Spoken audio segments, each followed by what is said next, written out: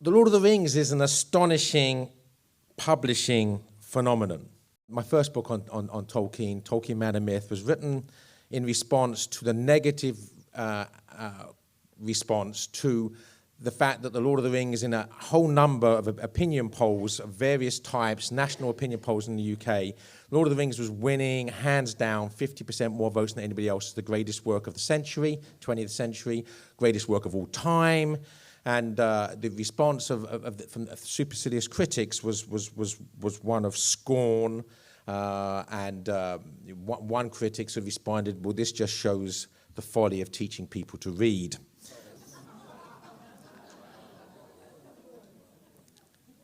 But beyond the opinion polls, actually, since then, the last 5 or 10 years, there's been some.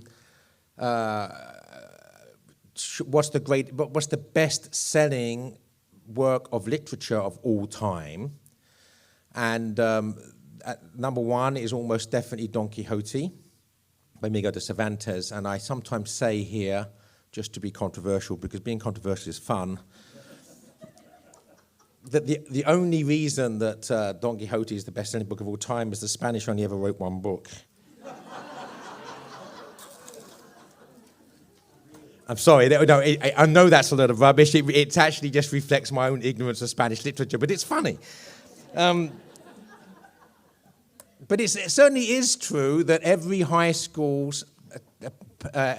student in the Spanish-speaking world reads Don Quixote because it is the classic that everyone has to read. So this is the other factor. Yes, it's number one, but how many of those copies that were sold because people were forced to buy it, right, as a set text at high school or college?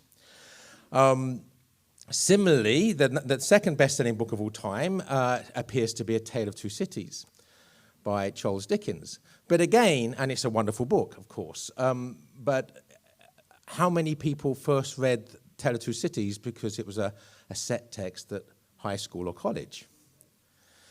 The third best-selling book of all time is The Lord of the Rings by J.R.R. Tolkien, which is hardly ever taught at college or high school level, which means people have gone out and bought it because they wanted to, not because they had to. And of course, it's only been published 60 or 70 years, unlike the others that have been published, in the case of Don Quixote, 500 years, 400 years. I teach literature because I can't do math.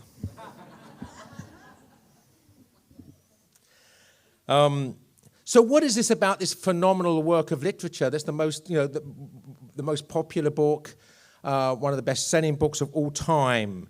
Well, most people wouldn't know it, but Tolkien said there's a hierarchy of, a scale of significance about the relationship between him as the author and The Lord of the Rings as the work. And at the very top of that, this is the most important in this scale of significance, he says, the fact I am a Christian, which can be deduced from my stories, and in fact a Roman Catholic. That's the quote. And elsewhere, he says, The Lord of the Rings is, of course, a fundamentally religious and Catholic work. Unconsciously at first, consciously in the revision. So the millions and millions of people reading The Lord of the Rings, many of whom are not Christians, many of whom are atheists or believers in other religions, agnostics, are being moved closer to Christ without knowing it. And we know that one thing that Tolkien and C.S. Lewis said was, which we find ourselves, you have to get past those watchful dragons. And certainly, Christian work, which is one of the best-selling books of all time, he's obviously succeeded in getting past those watchful dragons. But how? Well, obviously there's subtlety, because there's no mention, of course, of Christ. So it's subsumed within the story, and in what way is it? So one thing that Tolkien says in his essay on fairy stories, echoing what Hamlet says, is that art holds up a mirror to man. It shows us ourselves. So what I want to do is to look at what The Lord of the Rings shows us about ourselves. And let's begin with the real basics. What sort of cosmos is Middle-earth set in? Well, we're told in the very opening line of the Silmarillion, in the beginning was the One, capital O. In the beginning was the One, Iluvatar, the Father of all. So in the very first sentence, we know, and of course this echoes Genesis and deliberately, that the Middle Earth is our cosmos, not another cosmos, and it's a monotheistic cosmos. It's not an atheistic cosmos. It's not a cosmos with no God. It's not a polytheistic cosmos, a cosmos with many gods. It's a monotheistic cosmos created by Iluvatar, the Father of all, the All-Father. So that's the world in which we find ourselves. But what sort of world is it? It's a fallen world, because God brings the cosmos into being through the great music. So I mentioned this in my talk Friday, that God is the creator, as the artist, and he's the great composer of the symphony of creation. But then there's some profound theology, because what God does not do is say, I'm presenting to you this beautiful, great music, this symphony of creation. Listen. He says, this great music, this symphony of creation, play. So it's as if God gives us the score, the rules by which we should be playing. And then the mightiest of all the angels, who's called Melkor, which means mighty one, decides he doesn't want to keep to the score. He wants to weave his own dark themes, and discord and disharmony enters the great music. And there's a war in heaven. And Melkor is thrown from heaven. And the language that Tolkien used in the Silmarillion is very similar to the book of Isaiah for the fall of Lucifer. Melkor, when he loses heaven and is sent into the abyss of hell, loses the right to be called Melkor, which is mighty one. He is now known merely as Morgoth, which means dark enemy. Now, Tolkien, remember, in his day job, was a philologist, a professor of philology at Oxford University. He gives us a lot of clues about the deepest meaning of the Lord of the Rings linguistically, which we don't want to miss. So, Lucifer means light bearer, because Lucifer was the brightest of the angels. But when Lucifer, through his rebellion, falls into hell, he forfeits that name, because he's no longer the light bearer, but the prince of darkness. So then he becomes known in Hebrew as Satan. And the Hebrew word Satan means enemy or adversary. Morgoth means enemy. So Tolkien does exactly the same thing. The mighty one becomes the enemy, Morgoth. The brightest one, Lucifer, becomes the enemy, Satan. So we have this linguistic clue. And then we're told in the Silmarillion that the greatest of Melkor's servants, so the most powerful demon apart from Satan himself, is Sauron, the Dark Lord in the Lord of the Rings. In other words, the evil in the Lord of the Rings is satanic. Let's move into the Lord of the Rings itself. And again, Tolkien gives us lots of clues about things through the names he gives. He's an Old English scholar. I mentioned in my breakout session yesterday about the influence of Beowulf on Lord of the Rings. Let's start with the evil characters. Some of the evil characters. Wormtongue. The Old English word for dragon or serpent was worm, W-Y-M, Virm, worm. So Wormtongue means dragon tongue or serpent tongue. And Gandalf says to Theoden, pointing to Wormtongue, see Theoden, here is a snake. And then Gandalf says, down on your belly, snake. And Wormtongue hisses his reply. So again, all of these clues that connect the evil character in Lord of the Rings to their satanic allegiance.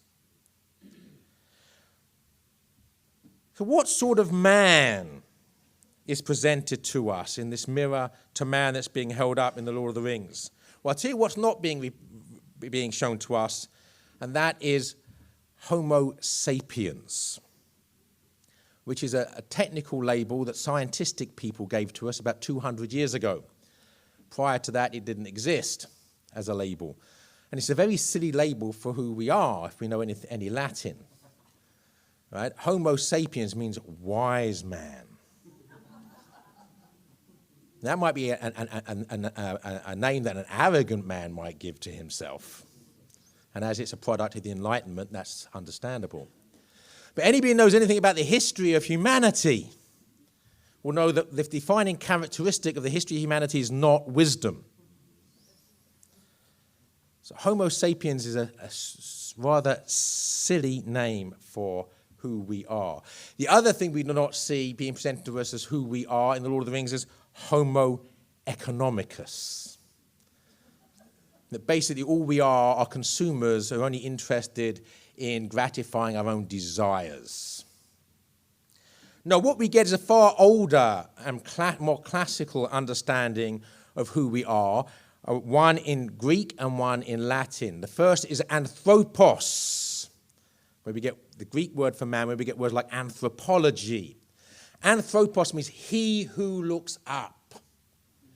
What separates us from the rest of the animal world, for all other creatures, is we're the ones that look up. Now, I sometimes make this difference. The animal grazes. Man gazes. The animal is defined and constrained by his instinct. We can transcend our instinct with the free will we've been given and our ability to love and to create. We look up. All of us are in the gutter, says Oscar Wilde, but some of us are looking at the stars. So this vision of who we are as anthropos. What does Samwise Gamgee say in one of the darkest moments of Lord of the Rings? Above all shadows rides the sun. But you have to look up to know that. And the other name for who we are in the Lord of the Rings, a Latin word for who we are, Homo viator. Man on a journey, or man on a quest, traveling man, pilgrim man. There's an understanding of who we are as our only purpose in life is to get to God. Our only purpose in life is to get to heaven. And each of us, in our life story, which is our life journey, will face many dragons on that path to Christ. And only by his assistance, and we'll see how Tolkien also brings grace into the equation in a bit, only with his assistance can those dragons be slain. So anthropos, he who looks up, and Homo viator. Okay, Homo viator, what sort of journey?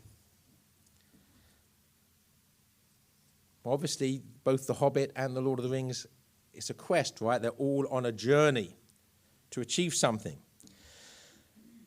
Well, Tolkien's technique, allegorically, he borrows from the Beowulf poet. And in my breakout session yesterday, I talked about the allegorical techniques that the Beowulf poet uses. And I think Beowulf is probably the largest single influence literarily on The Lord of the Rings. I don't think I have a lot of time to go into all of it, but the first part of the poem basically shows, just in the telling of the story, an analogy with the heresy of Pelagianism. And the heresy of Pelagianism, for those of you that don't know, and you might think, well, why do we really care about very old heresies? Is that most of the very old heresies tend to come back like boomerangs, but usually with a different label on them. So the heresy of Pelagianism is what is now known as self-help. And if you actually go to big bookstores now, you might find some religious books somewhere buried in the self-help section. So self-help seems to have transplanted Christianity as a section in bookstores. Pelagianism taught that you can get to heaven by yourself. All you have to do is to read the gospel, listen to the words of Jesus, and do what Jesus says, and you can get to heaven through the triumph of your own will. Now, what that means, of course, is you don't need grace. You don't need any supernatural help from God to get you there. You can do it yourself. And we know that the Beowulf poet was probably a contemporary or near contemporary of St. Bede the Venerable. And in his ecclesiastical history of England, he is preoccupied with the major heresy that's afflicting the English people at the time, which is Pelagianism. You don't need the grace, therefore you don't need the sacraments, therefore you don't need church. Just do it yourself. So in Beowulf, the poem is set up with this heroic hero, and we show he's the strongest. He can swim farther and faster. He's stronger. He rips off Grendel's arm with his bare strength. He can do it himself. He's the strongest man in the world. And yet then he finds himself facing Grendel's mother, and his trusted sword that's never let him down, and his strength that's never let him down is not strong enough to defeat the monster. He's going to be killed. And as if by magic, a sword appears within reach. And as he's about to be killed by Grendel's mother, he grabs the sword and uses this supernatural sword to slay the monster. And as soon as its job's done, the blade disappears. What the Beowulf poet's saying, he was probably a monk, is that Pelagianism is a heresy, and you cannot defeat evil through the triumph of your own will, however strong you are. Without supernatural assistance, you're dead. So, Tolkien does the same thing, as we shall see in The Lord of the Rings. But in the third part of the poem of Beowulf, the Beowulf poet uses numerical signifiers to draw parallels with the gospel. So we're told that Beowulf has 12 hand-picked warriors that are picked out from amongst the rest.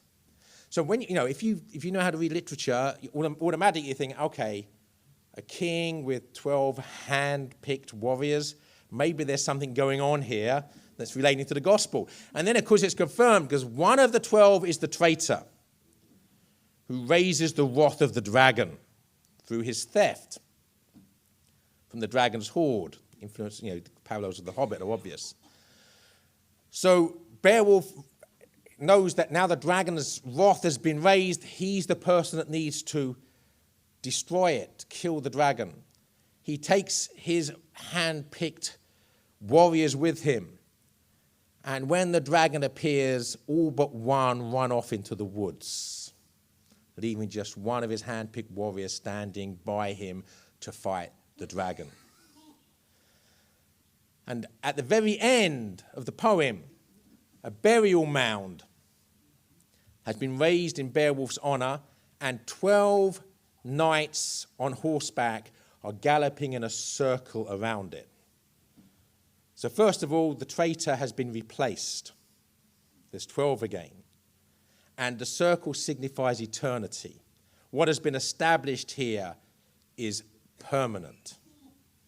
So you see how the Beowulf poet, by using numerical signifiers, draws parallels between Beowulf's fight with the dragon and the passion of Christ and the founding of the church. Well, Tolkien does the same thing. Tolkien does the same thing, but he does it not with numbers, but with dates. So what unlocks the whole of The Lord of the Rings is the date on which the ring is destroyed. Is March the 25th. Now, I've given talks on unlocking the Lord of the Rings at Ivy League schools such as Harvard and Princeton and Columbia and state universities. And I say, so what unlocks the Lord of the Rings is the date on which the ring is destroyed, March the 25th. And they're all looking at me. March the 25th. I better give them a clue, right? What happens 9 months after March the 25th? Right? April, May, June, July. Right, Christmas. Okay. Now, one thing you don't have to explain to college undergraduates is, 9 months. What happens 9 months before? Something else happened, right? And then you say, and imagine now that this is not the C.S. Lewis Foundation, but this is undergraduates at Princeton. Then you say, and because life begins at conception and not at birth, that March the 25th actually is more important than Christmas. And it's known, the feast is known as the Feast of the Annunciation. It's the moment when the Word becomes flesh. It's the moment when God becomes man. It's the most important date on the calendar. This is the date on which Tolkien has the ring destroyed. We should be doing the same thing as we're doing the Beowulf poem now. 12 hand-picked warriors, March the 25th, hang on. But also, Tolkien is a medievalist. And he knows that in the medieval and early church, the traditional date for Good Friday, for the crucifixion, was also March the 25th. Now, we've forgotten that because, of course, Good Friday is celebrated as a movable feast. It's not on the same date each year. So we don't actually append a particular specific date to the date of the crucifixion. But, of course, in history, it happened once on a real day, right? And the early church and medieval church believed that was March the 25th. Tolkien knew that. So March 25th is not just the date on which the Word becomes flesh, in which God becomes man. It's also the date on which God dies for us on the cross. This is the date on which the ring is destroyed. And then you can start, all the rest starts to, you can make sense of all the rest from that very fact. So what's the one ring that's destroyed on March the 25th? The one ring to rule them all and in the darkness bind them. What is original sin? The one sin to rule them all and in the darkness bind them. And the one ring and the one sin are destroyed on the same significant day, which means, of course, the ring is synonymous with sin itself. So when you put the ring on, it's the act of sin. What happens when you put the ring on is you become invisible to the good world that God made because you've excommunicated yourself from it. But you're actually more visible than ever to Sauron because you've entered his world. And he can see you and he has power over you for as long as you're in sin, for as long as you're wearing the ring. And yet, of course, there's a big difference between wearing the ring and bearing the ring. The one who carries the weight of sin without committing sin is the cross bearer. So in this, Frodo becomes a Christ figure. And this is many people may now know March 25th. This is a question. On what date do the Fellowship of the Ring leave Rivendell? Does anybody know? Well done. I don't know who said that. Well done. December the 25th.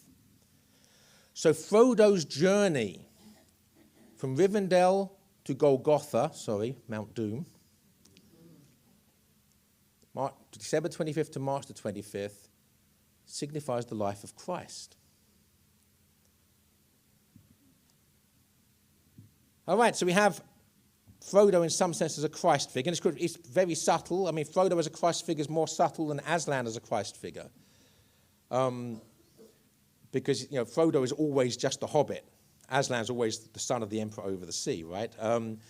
So it's only in his capacity as the ring bearer does he remind us of Christ. Otherwise, he's a hobbit. It's much more subtle. So I want to go through most of the characters of the fellowship with the time I have left now. If I have time, we'll have questions, by the way, but we'll see what happens here. Hobbits. Well, up to a point, the hobbits in general are everyman figures. Tolkien actually said in one, I am, in fact, a hobbit. So, Frodo, of course, in one sense, is a Christ figure, but in another sense, he's an everyman figure because we're all called to take up our cross. And, of course, Samwise Gamgee, insofar as Frodo is the Christ figure, is the loyal disciple that will follow in the footsteps of Christ even into the valley of death, even into Mordor.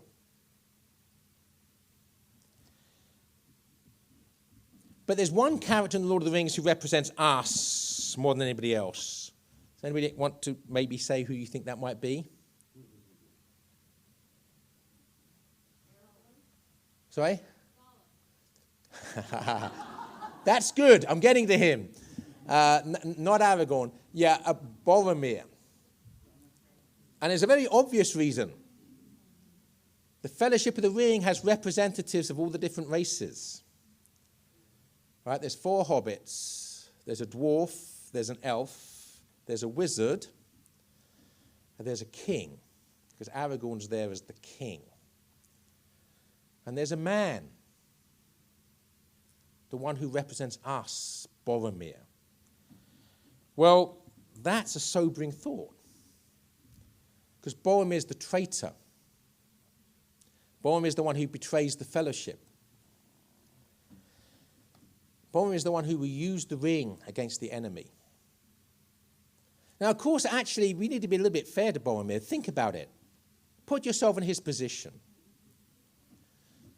His country, his nation, his civilization, his people are about to be overrun by an army led by the devil's greatest servant. Now, Ronald Reagan called the Soviet Union an evil empire, and it was, but even the Soviet Union wasn't as bad as the army of orcs that Sauron unleashes upon the West.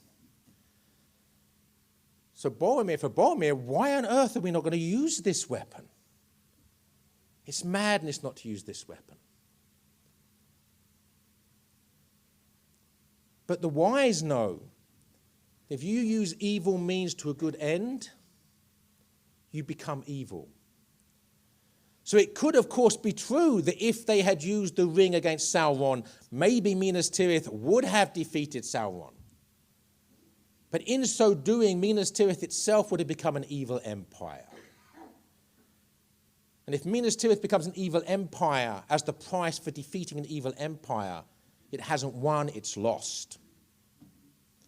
The wise know that. Boromir lacked that wisdom. So we might think, well, Tolkien has a really pretty dark view of us, if that's who we are, Boromirs. But think about it. He has an heroic and ultimately a holy death, laying down his life for his friends. And in fact, the exchange of words between Aragorn, the king, and Boromir, the man, at Boromir's death, follows the form of the Catholic sacrament of confession. There has to be a confession of the sins, there has to be a sorrow for sins, and then there has to be an absolution of those sins. Boromir confesses. Boromir says, I'm sorry. Boromir says, I failed. And Aragorn says, no, you've won a great victory. And here we have Aragorn, if you like, in persona Christi, in the person of Christ. Christ the King. So now we're thinking, okay, well, if our representative dies heroically and goes to heaven, perhaps Tolkien has letting us off a bit too easily. And it's actually accentuated because Boromir has a brother, Faramir. And the fact that he's a brother means that an allegorical connection is being made, right? We're meant to see both of them as representing us. They're both our brothers as representatives of men. And by the way, if you've only seen the Peter Jackson movies and haven't read the book, I'm afraid that Peter Jackson completely ruins Faramir as a character. So put that Faramir out of your head, right? In The Lord of the Rings, Faramir says, I would not snare even an orc with a falsehood.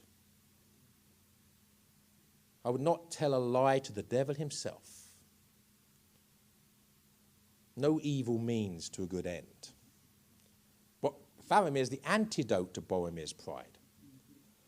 He also says, I would not pick up the ring if I saw it lying at the side of the road. I'm not interested.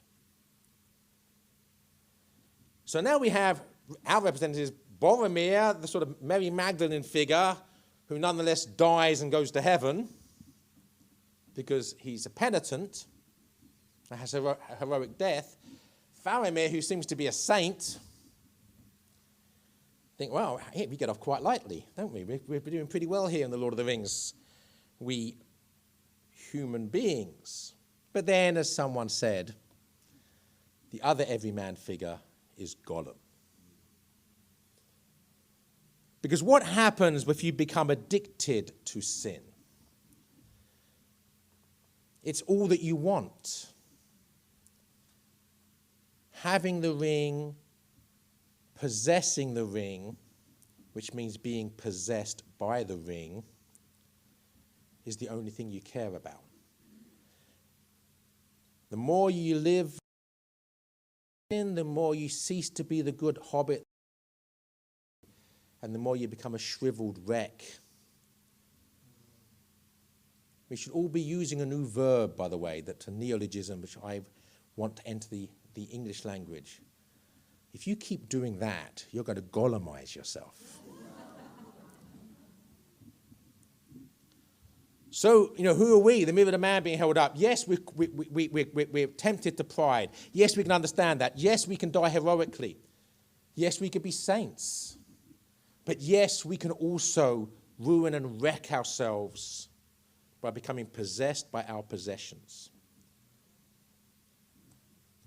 Or what's known in The Hobbit as the dragon sickness. All right, so that's who we are. What about the face of Christ? We've already mentioned, of course, Frodo, insofar as he's the ring bearer, is a cross bearer, and insofar as he's a cross bearer, he's a Christ figure. Gandalf, insofar as Gandalf dies, and certainly when you read the book, it has him spoiled for you by an older sibling or something. You think he is dead for hundreds of pages, which means you share that eucatastrophe, that word that Tolkien invented, that good turn in the story, that sudden joyous turn in the story when we see him resurrected. And when we see Gandalf resurrected, he's not just resurrected, he's transfigured. He's no longer Gandalf the Grey, he's Gandalf the White, and they can't even look directly at him because his robes are dazzling. He has to put his grey cloak over him. It's like a cloud going over the sun. So the vision of the resurrected Gandalf is a vision of the resurrected Christ and Christ transfigured. But only in his death, resurrection, and transfiguration, not in anything else. He says, by the way, of course, in the Bridge of Khazad-dûm, I am a servant of the secret fire. And Tolkien says in one of his letters, the secret fire is the Holy Ghost.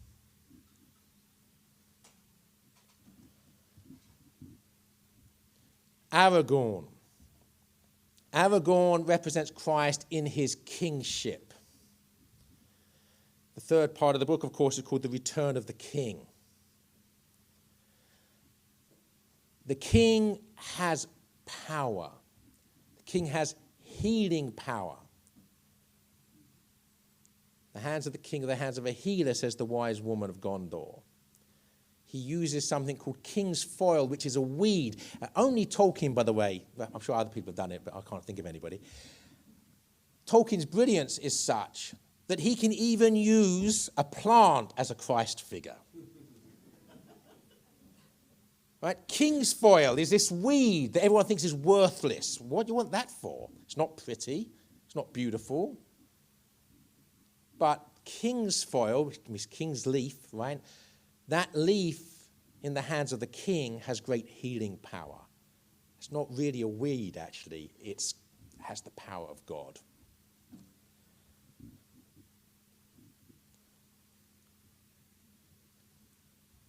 And of course, the return of the king, for Tolkien's imagination, obviously the once and future king is King Arthur.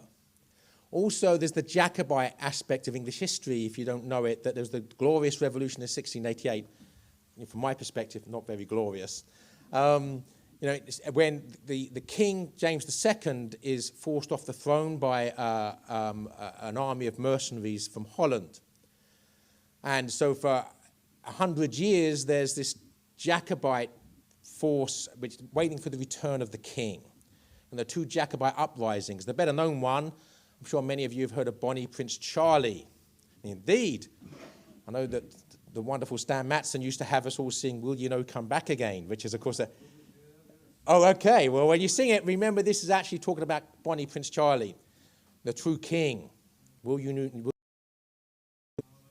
So there's all of this as part of what's informing the return of the king. But of course, and most importantly, it's the return of the king. Right? We're all awaiting as Christians the second coming of Christ. There's also actually a very symbolism of political philosophy, Christian political philosophy, in the coronation of Aragorn. And again, this is not reproduced by Peter Jackson.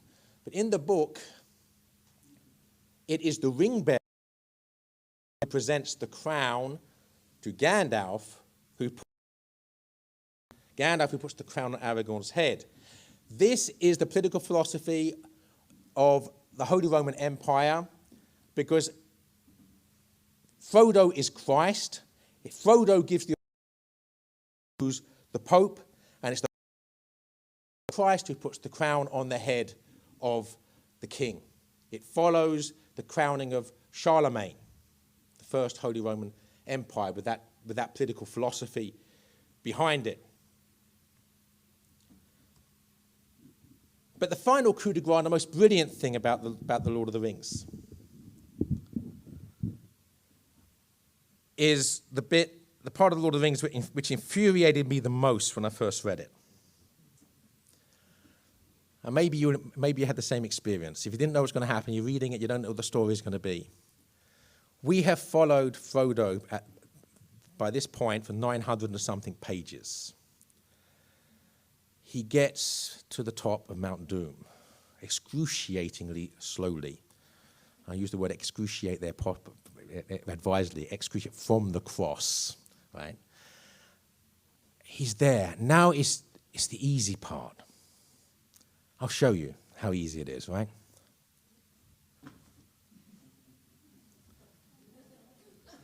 So easy, I'll do it again. It's not a...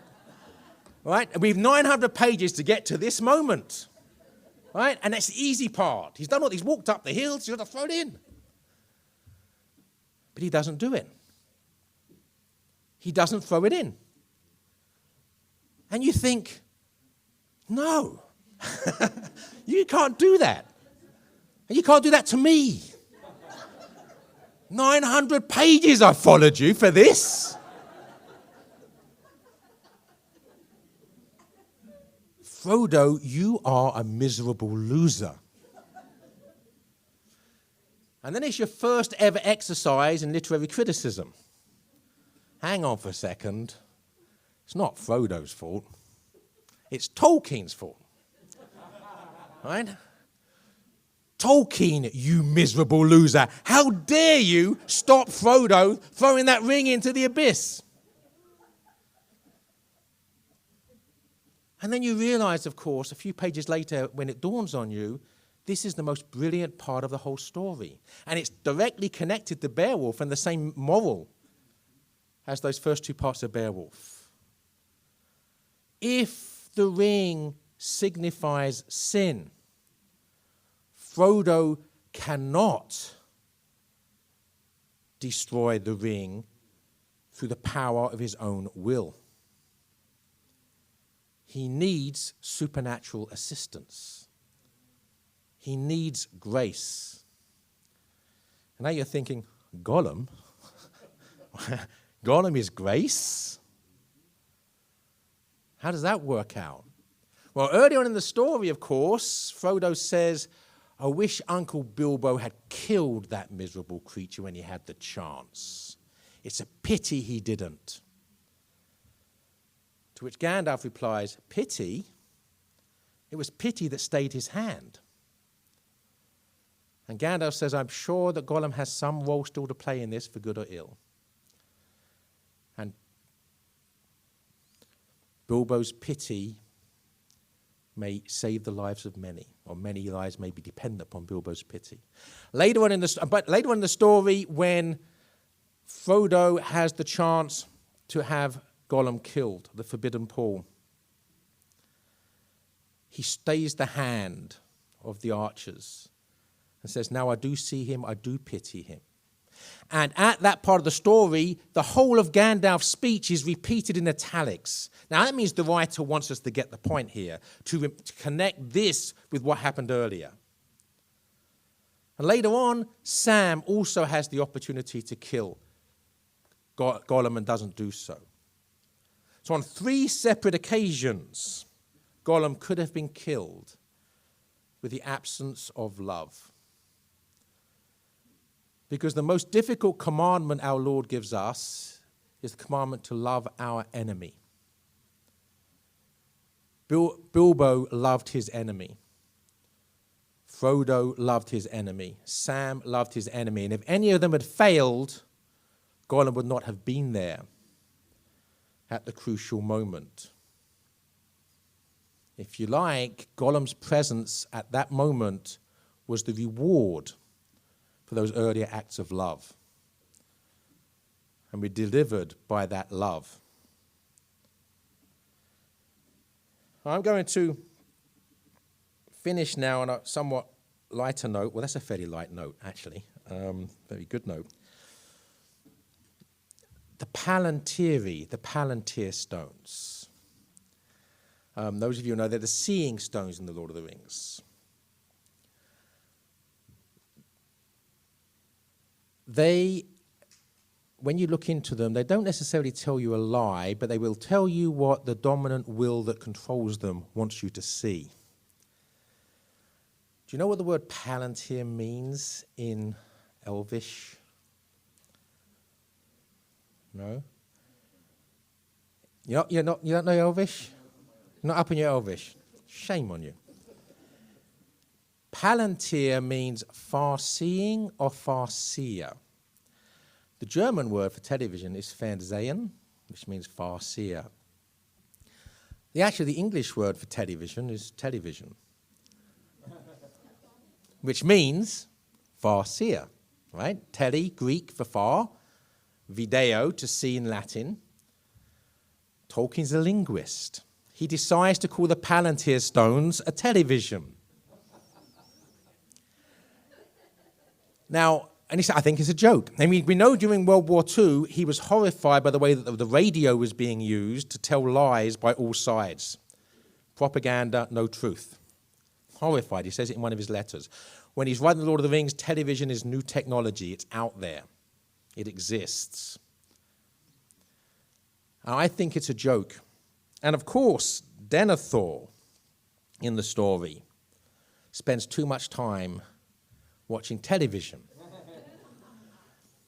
So the moral of the story is, if you watch too much television, you'll commit suicide. Don't do it. Thank you very much. So we do have a couple of minutes for a couple of questions. Yeah. Knowing that Tolkien was Catholic and that he said his Roman Catholicism informed, I wonder if you could comment on how perhaps the Catholic view of Mary informed the women in the book, Galadriel and maybe others. Great question. Well, Tolkien says in one of his letters he put all of his love for the Blessed Virgin Mary into the characterization of Galadriel in the story. So he states that specifically. I mean, and the other Catholic dimension, and by the way, Peter Jackson does that well. I mean, in the extended edition, when they leave Rivendell, the last view we have of Galadriel looks very much like, you know, images of the Blessed Virgin, Our Lady of Fatima, Our Lady of Lourdes, those sorts of images of Mary. So, so Jackson giving credit where it's due, right? But the other specifically Catholic thing would be lembas. Because lembas, of course, the elven way bread, and again, in Elvish means, lembas means life bread, or bread of life. And we're told in the book that it feeds the will. And so that's all that they have to live on while they're walking through the valley of death in Mordor, is this life bread that feeds the will. And that's what they needed feeding more than anything else at that time. Wonderful. One or two more?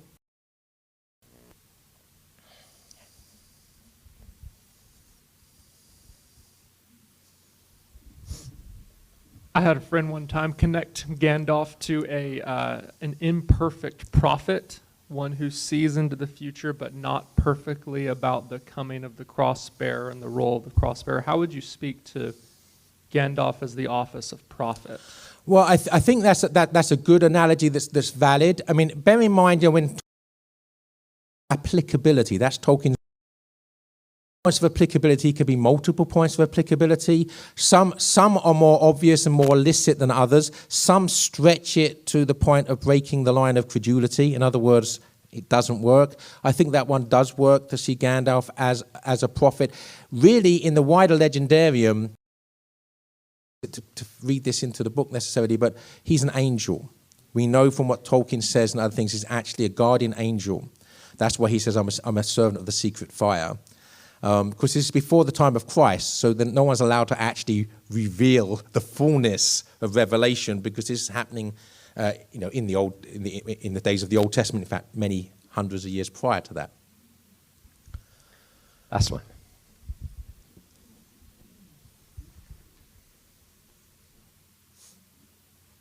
I loved what you said about the most frustrating part happening in Mordor. I thought you were going to say it's the whole sixth book where they go all the way back. You think the story is over and then there's so much more. So I'd love to hear what you think about that section and some of the themes that Tolkien's trying to pull out there. Great question. Of course, Peter Jackson leaves all of that out, and I don't necessarily fault him for that, or leaving out Tom Bombadil. There's a whole chapter in my book, Frodo's Journey. There's no point selling books anymore because you bought them all already. Thank you very much. My wife and children will be very grateful. But there's a whole chapter in my book, Frodo's Journey, The Enigma of Tom Bombadil. No time to talk about him now, but that's also left out by Peter Jackson. But no, the chapter, The Scouring of the Shire, is crucial. Because that's where Tolkien is showing us how these, if you like, cosmic battles between good and evil play themselves out politically at grassroots level. And how at grassroots level we have to restore the kingdom. And so it's again, there's lots of things about the Scouring of the Shire. It's certainly Catholic political philosophy, Catholic social teaching, as in various papal encyclicals, the idea of distributism, the idea of the small people having real power politically and economically, not succumbing to industrialism, to factories. So there's a great deal of actually Tolkien's politics at work in that chapter. So it's important, and that we shouldn't. There is an element of anticlimax after that, but it is important, absolutely. Thank you very much. God bless. Thank you.